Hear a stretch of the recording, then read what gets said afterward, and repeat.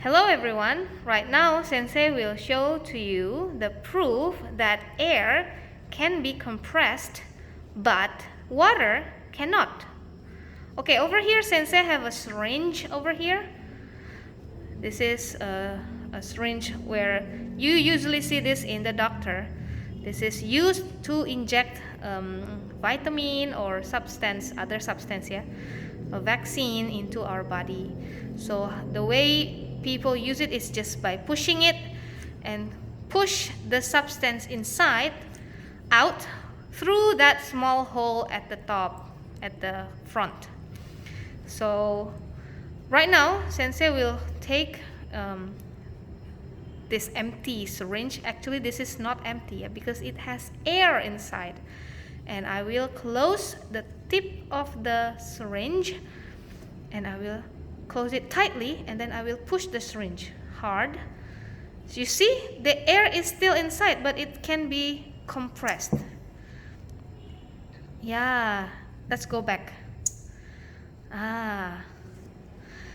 Okay, I will do that again. Press and let it go back by itself. Right, because of the air pushing it back. One more time. Push, let it push it back. Right. Okay, because air can be compressed. Yeah. But now Sensei will show you that water cannot be compressed. Now let's take water inside the syringe. Alright, that's great. Now let's close the tip of the syringe. Close it hard and let's push it. It doesn't work. We're pressing it as hard as we could. Oh my goodness, let's just stop trying. It's alright. You know what? Because water cannot be compressed. You can try this at home. You can buy a toy syringe and try to do this. Yeah, without the needle, of course. You will not be able to compress water. But with air, let's take the water out.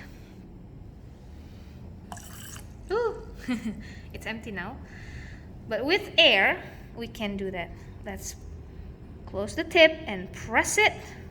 Push it out. It will push you back.